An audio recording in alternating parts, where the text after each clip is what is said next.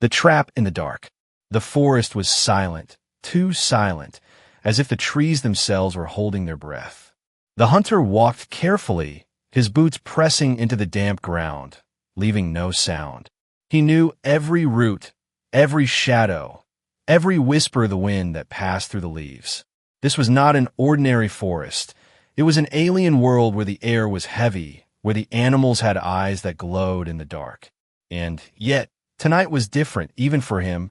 He had set his trap hours ago, a simple design of ropes and spikes, built with patience and skill.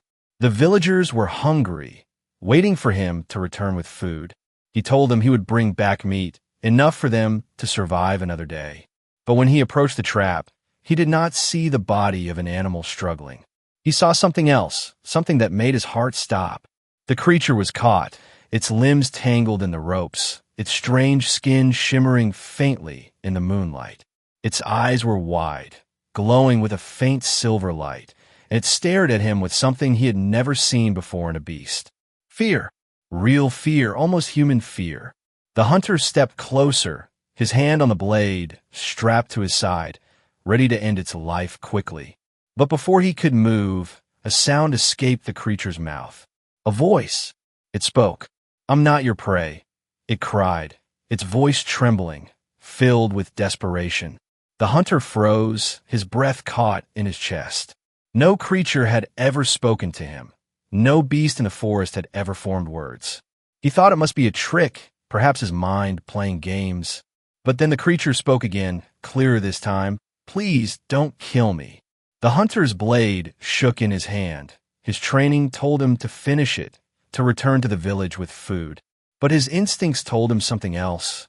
This was not just a beast, this was something more. He crouched down, his eyes locked on the strange being. Up close, he could see its skin was not like any animal.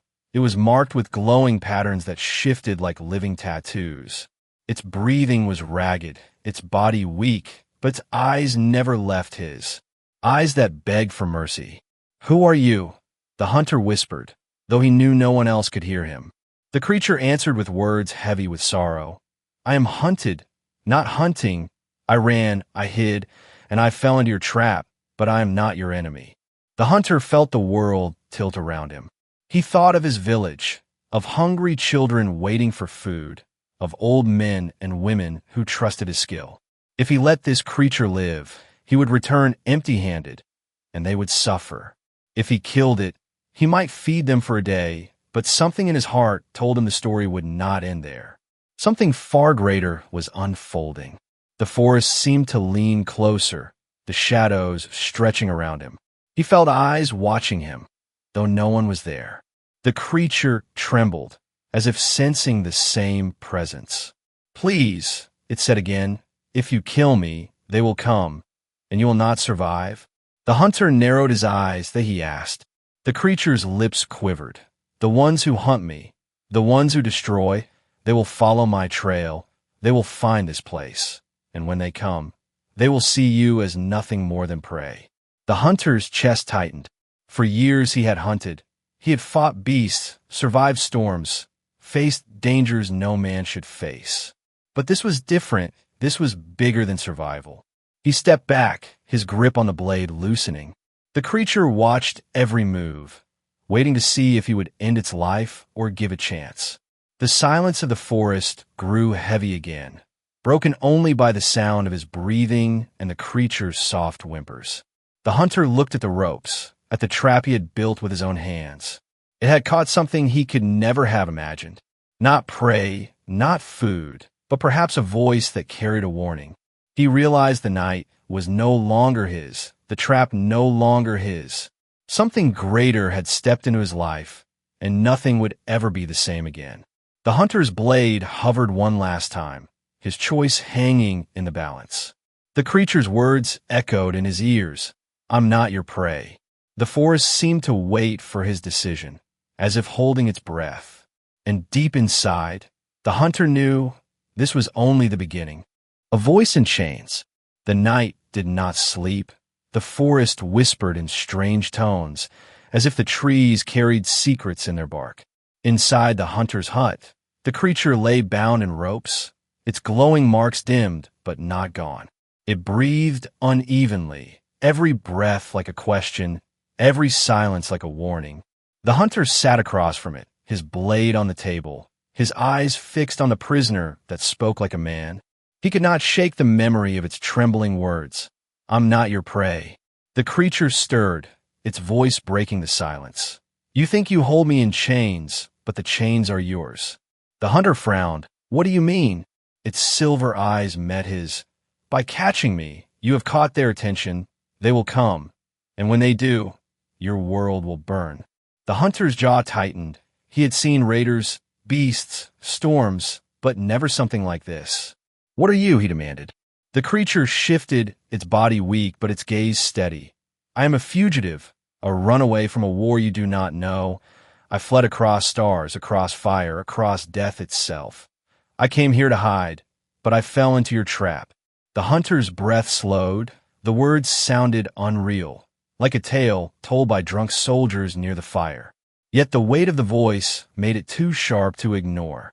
The creature continued, "You think me weak, but if I die here, you will not have time to bury me before they arrive.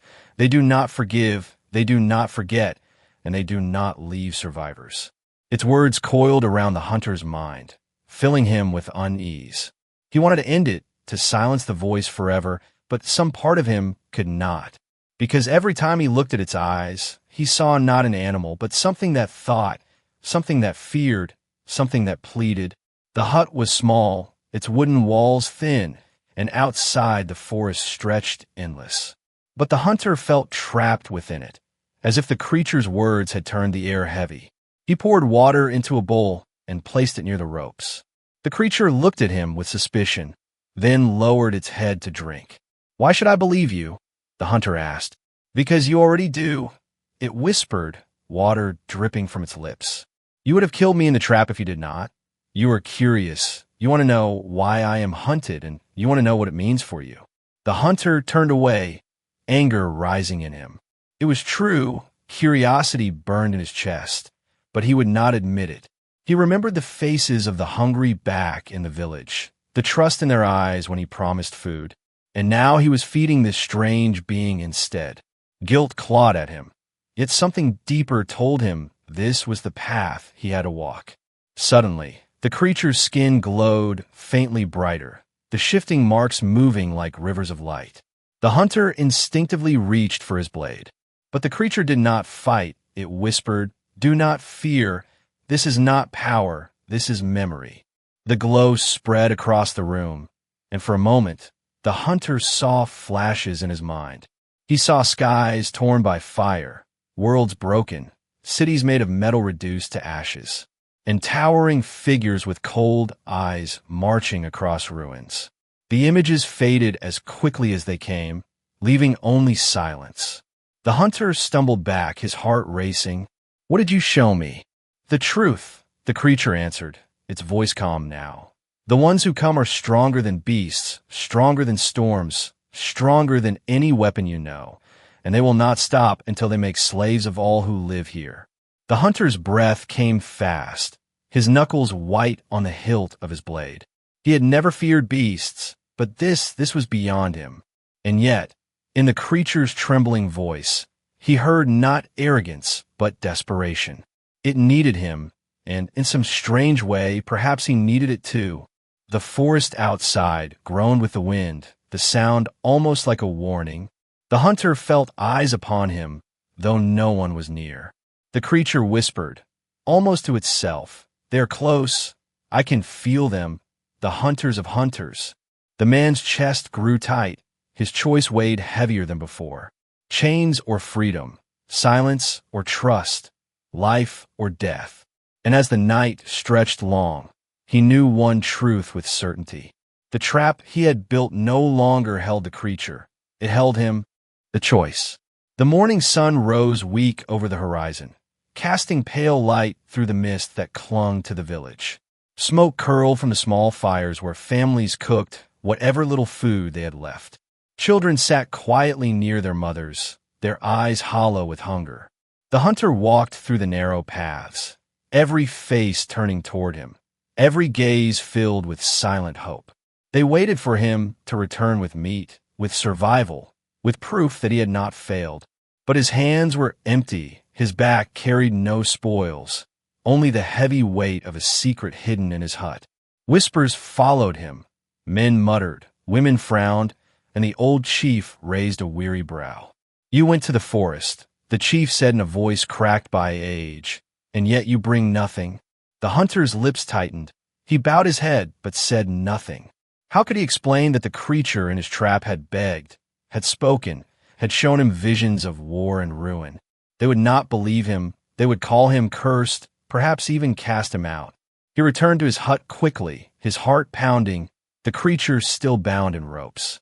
Its silver eyes met him with quiet knowledge, as if it already knew the choice burning inside him. "They expect you to feed them," it said softly, "but you will not, because you know that killing me would end more than my life." The hunter slammed his hand against the wooden wall, anger rising in him. "Do not speak as if you know my people," he growled. But the creature did not flinch, its voice steady though weak. "I do not know them, but I know hunger, I know desperation, and I know the weight you carry." The hunter turned away, his chest heavy. He thought of the children's eyes, the chief's questions, the whispers that would soon grow into accusations. He thought of the glowing visions burned into his mind, the fire, the metal armies, the endless destruction. He stood between two worlds, one of duty to his people, one of warning from a stranger who was not prey. "Why should I believe you?" he asked at last, his voice low. The creature shifted in its chains. "Because belief is all you have left. You cannot see the storm yet, but it is already walking toward you. I am not asking you to trust me because I am good. I am asking because if you do not, you will die, and your people with you." The hunter stared at the ropes, the knots he had tied with his own hands. They held the creature tightly, but they also bound his own spirit. He could end this now, take a knife, and bring food to his village. Or he could loosen the ropes, take a step into the unknown, and risk everything. Suddenly a knock echoed on his door, sharp and impatient. "Hunter," a voice called. "The chief wants answers. He says you must explain why you bring nothing." The hunter's stomach clenched. His time was slipping away like water through fingers.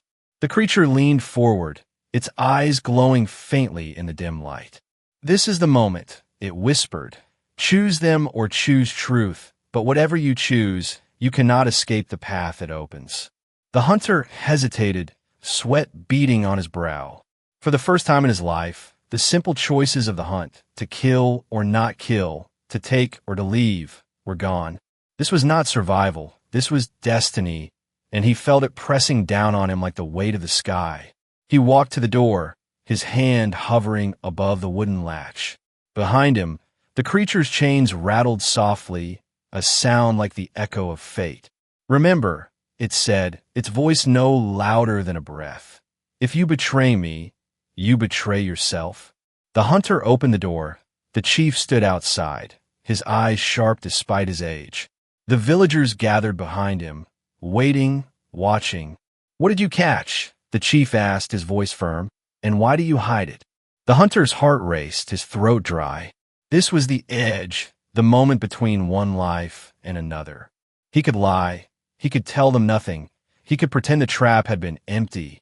Or he could speak, reveal the secret, and let his world unravel. The silence stretched long, every second cutting deeper. And in that silence, the hunter understood, no matter what words left his mouth, his choice had already been made. The truth revealed. The sky was not the same. The hunter noticed it first when the color of dawn turned wrong. Instead of soft gold, streaks of violet and red bled across the clouds, as if the heavens themselves were bruised. The wind carried a sharp hum, a sound no storm ever made, a vibration that pressed into his bones. Birds fled in flocks. Animals vanished into the deep forest, leaving the land strangely empty. Something was coming, and it was not of this world. The hunter stood at the edge of the trees, staring upward, his heart thundering in his chest. Behind him, the creature sat weak but watching, its silver eyes unblinking. You see it now. It whispered, the veil between your world, and theirs is breaking. The hunter clenched his fists. What are they? The creature's glowing patterns flickered faintly. They're slavers of stars, harvesters of life. They follow me because I escaped them. I am the last of my kind who fled, and now they have found me here. The hunter turned, anger and fear twisting inside him. You should have told me this sooner. I did, the creature replied softly, but words mean little until the sky itself begins to scream. The hum grew louder, a low roar rolling over the hills. The hunter felt it in the earth beneath his boots, as if the ground trembled in warning. He thought of his village, the people who trusted him, the children who looked at him with hollow eyes. How could he protect them from something that came from the stars? He had no walls, no weapons of fire, only traps and courage. The creature shifted in its chains, the ropes cutting into its strange skin. Release me, it said, and I will show you what I am. I will show you why I am hunted. I am not prey. I am knowledge. I am memory. I am a weapon they fear. The hunter's hand hesitated on the ropes, his blade hovering. He remembered the visions it had shown him before, fire and ruins, endless destruction. But he also remembered the voices of his people, the weight of their hunger. If he trusted the creature and it lied, they would all die faster. Another roar split the air, and a streak of light burned across the sky. Not lightning, not a falling star, but something controlled, something alive. The hunter's breath caught. The creature whispered, "They are here." His hand moved before his mind could stop it. The blade sliced through the ropes, the knots falling loose. The creature staggered forward, its glowing marks pulsing brighter as if life returned to its body. You chose truth, it said, and for the first time, its voice carried not fear but strength. The hut filled with light, not from fire, but from the creature itself. Its body shimmered, the glowing patterns shifting into shapes that seemed older than words. Images flashed in the air, maps of stars, wars fought in silence, chains that stretched across galaxies. The hunter stumbled back, shielding his eyes, his mouth dry with awe.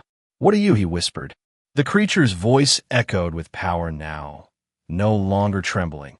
"I am a fugitive of the eternal dominion. I am the memory of my people. They hunt me because within me lies the secret they cannot allow to live." The light faded slowly, leaving the hut dim once more. The hunter's chest heaved, sweat rolling down his brow. He realized the creature was not weak. It had only been hiding its strength. It looked at him with steady eyes. "Now you understand. If I fall, your kind will be next. They will not see you as hunters. They will see you as cattle." The ground outside shook with a deep rumble, dust falling from the roof of the hut. The villagers cried out in fear, voices carrying through the morning air. The hunter rushed to the door, his people gathered in panic, pointing at the sky where dark shapes moved behind the clouds. The old chief gripped his staff tightly. "What storm is this?" he demanded. The hunter could not answer, for he barely understood himself. But when the creature stepped out of the hut behind him, glowing faintly in the strange morning light, the villagers gasped. Some shouted in fear, some fell to their knees, others reached for stones and spears. The hunter raised his hands. "Wait," his voice steady though his heart raced.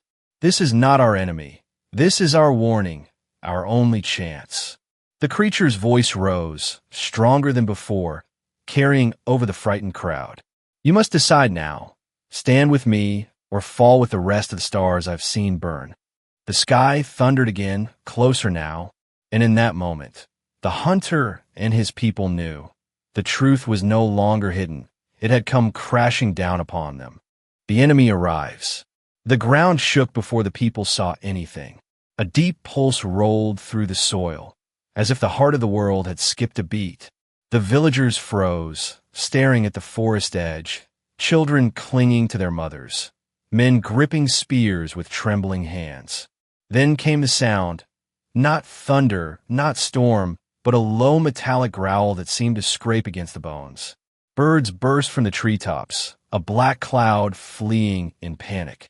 And through the rising mist, shapes began to form. At first, they looked like towers moving on legs of iron. But as they stepped closer, the truth revealed itself. Machines, tall as houses, their bodies black as night, their eyes glowing with red light. Each step pressed into the earth with a weight that shook the huts, dust falling from the roofs. The villagers gasped, some screamed, some tried to run, but there was nowhere to go. The chief lifted his staff, his voice cracking. "What demons walk upon us?" The hunter stood in front, his blade at his side, though he knew it would be useless against such giants. Beside him, the creature glowed faintly, its silver eyes calm but filled with sadness. "They're not demons," it said. "They are hunters, hunters of life, and they have found me, which means they have found you." The machines stopped at the edge of the clearing, their bodies hissing with steam. Then smaller figures stepped out from behind them, tall beings clad in armor that shimmered like liquid metal, their faces hidden behind masks that gleamed cold and sharp. They moved with perfect order, no hesitation, no fear. One raised a long spear, crackling with energy, its voice booming through a device that twisted the sound. "Deliver the fugitive," it commanded, "or all shall be taken." The villagers looked at one another in horror. Some pointed at the creature, their fear boiling into anger. "It brought them here," one man shouted. "Give it to them, and they will leave us." Others shook their heads, too afraid to move. The hunter's jaw tightened. He stepped forward, standing between the creature and the armored soldiers. "You will not take him," he said, though his voice was steady only through sheer will. The soldiers tilted their heads as if curious. Then laughter echoed from behind their masks, sharp and cruel. "You are small," one said. "You are nothing but prey." The creature's voice rose, cutting through the fear. "Do not listen. They speak as masters to slaves, but you are not slaves. You are hunters. You are fire. You are defiance itself." The villagers wavered, torn between terror and something stirring inside. The machines hissed again, stepping closer, their shadows stretching across the clearing. The hunter's fingers tightened around his blade. His traps, his skills, his courage, all seemed so small against the giants of metal. And yet, deep in his chest, something burned, a flame he could not smother. He turned to the creature, his eyes fierce. "If you have anything, now is the time." The creature nodded slowly. "I cannot fight them alone, but with you, with your traps, your cunning, we may hold, we may make them bleed." The hunter's heart pounded. His people watched him, their fear hanging in the air like smoke. He raised his blade high. "We fight," he said, his voice cutting through the silence. The villagers gasped, some shaking their heads, others gripping their crude weapons tighter. For the first time, the choice of one man echoed like thunder among them. The armored soldiers moved, their weapons raised, red sparks dancing at the tips. The machines growled, stepping into the clearing. The earth quivered, the sky darkened, and for a heartbeat, it felt as if the world itself held its breath. The hunter stepped forward, his body small against the giants, but his spirit blazing. Behind him, the creature's light grew stronger, no longer dim but fierce, its glowing marks shifting like fire across its skin. The battle had not yet begun, but its weight already pressed down on every soul present.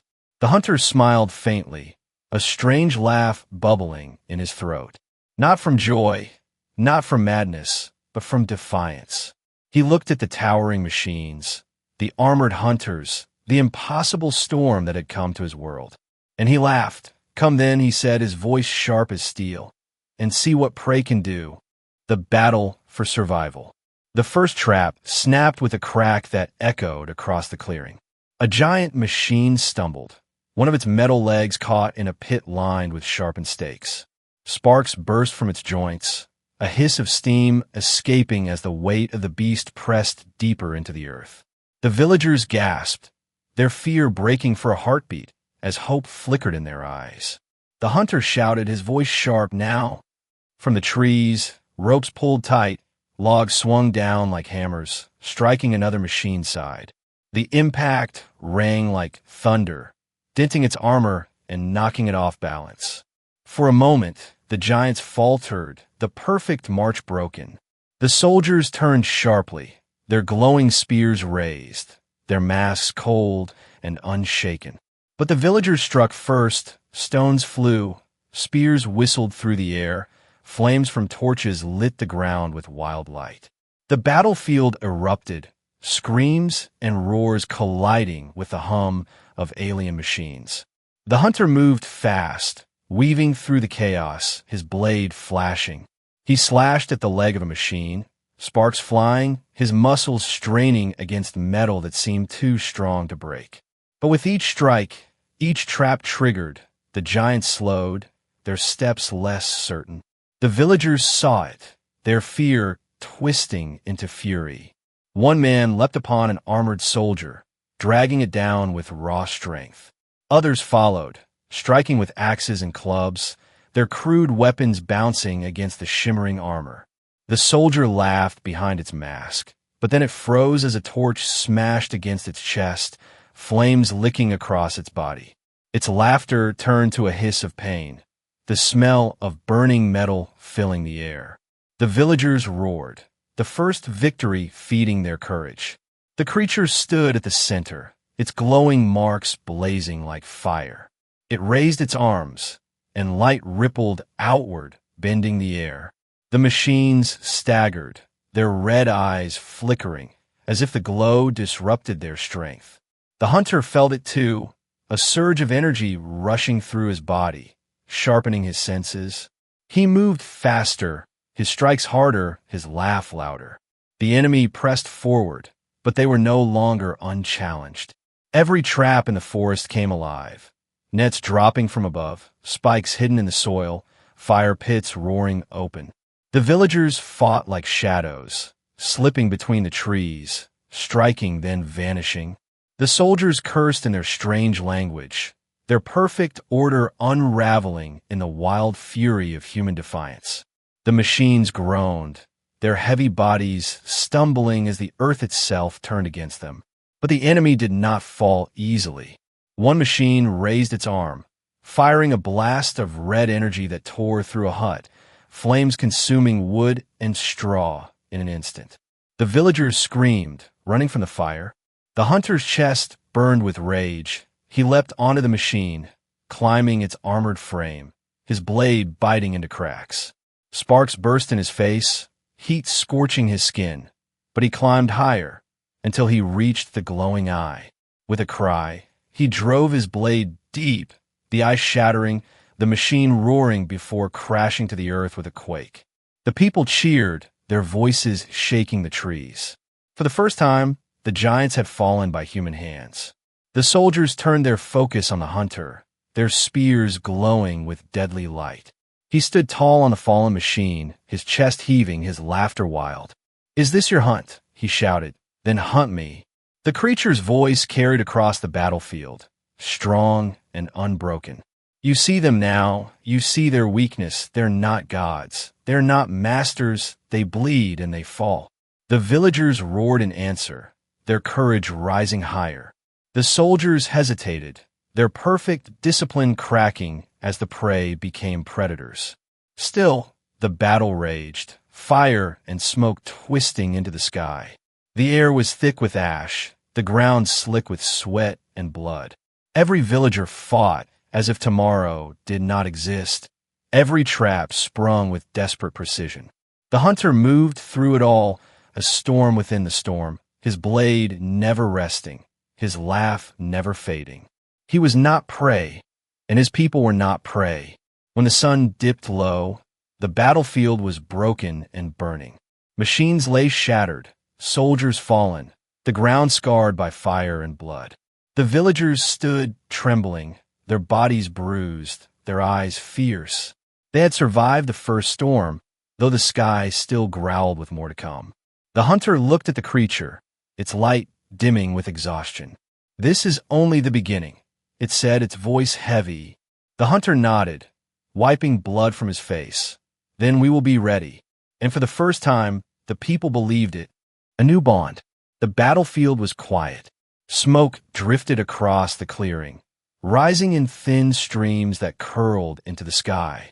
The bodies of machines lay broken, their red eyes dark, their black armor cracked open like shells. The ground was scarred with fire and blood, but it was not empty of life. The villagers stood among the wreckage, weary, trembling, but still breathing. Children clung to their mothers. Men leaned on shattered spears. Women pressed cloth to wounds. There was pain, there was loss, but there was also something new. In their eyes burned a light the hunter had never seen before. Not just survival, but pride, the kind that comes when prey refuses to bow. The hunter stood at the center, his blade chipped, his body covered in dirt and blood. He looked not like a man, but like a warrior carved from stone. Beside him, the creature swayed on weak legs, its glowing marks fading slowly. Yet its eyes were steady, filled with quiet strength. It looked at the hunter and spoke, its voice soft but clear. You see now, you are not what they believe. You are not prey. You are something greater. The hunter nodded, his chest rising and falling with heavy breaths. I see, he said, and so do they. The villagers gathered close, their fear replaced by questions. One asked, "What are you?" Another whispered, "Why did they want you?" The creature raised its head, its voice carrying across the broken clearing. I'm the last of my people who escaped the chains of the Dominion. They destroy worlds, they enslave voices, they erase those who resist. I fled so that memory would survive, and I came here. Murmurs spread, the villagers' eyes wide. Some bowed their heads, others stared in awe. The old chief stepped forward, leaning on his staff, his voice firm despite his frailty.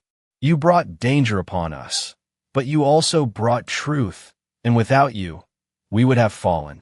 He looked at the hunter, his gaze deep. And you stood between us and the storm. You gave us courage when none remained. For that, we live. The hunter lowered his blade, the weight of the chief's words pressing into his heart. He had always been only a man, a hunter who fed his people. But now he was something more, not because of strength, but because he had chosen defiance when all seemed lost. The creature placed a trembling hand on the hunter's shoulder. Its touch was warm, its voice low. You laughed in the face of their power. They do not understand laughter. They do not understand hope. This is what makes you dangerous to them, and this is what makes you my ally. The hunter looked at the villagers, then at the broken sky above, still streaked with faint red light. He knew the battle was not over, that the Dominion would return, stronger and angrier. But he also knew something else. They were ready. No longer blind, no longer silent, no longer prey. The villagers began to gather the fallen weapons, pulling apart pieces of the broken machines. What will we do with this? One asked, holding a shard of metal that glowed faintly. The hunter's voice was calm but firm. We will learn. We will use what they brought against us. We will prepare. The creature's silver eyes gleamed with approval. Together, you will rise faster than they expect. The night came again, quiet but heavy with change. The people lit fires not in fear, but in remembrance. They sat around the flames, their voices soft but steady, telling the story of the day when prey struck back. Children listened with wide eyes, their small hands clutching sticks as if they were swords. The hunter sat among them, silent, watching, his heart heavy but proud. At the edge of the firelight, the creature rested, its gaze on the stars. It whispered words only the hunter heard. I thought I had lost everything, but here I have found something greater, not just survival, but a bond, a future. The hunter looked up at the same sky, his voice low. Then we will fight for it together. The flames crackled, the stars watched, the broken machines lay still. And in that quiet night, something new was born. Not just an alliance, not just survival, but a promise. That when the Dominion returned, they would not face prey. They would face humanity, and humanity would not kneel.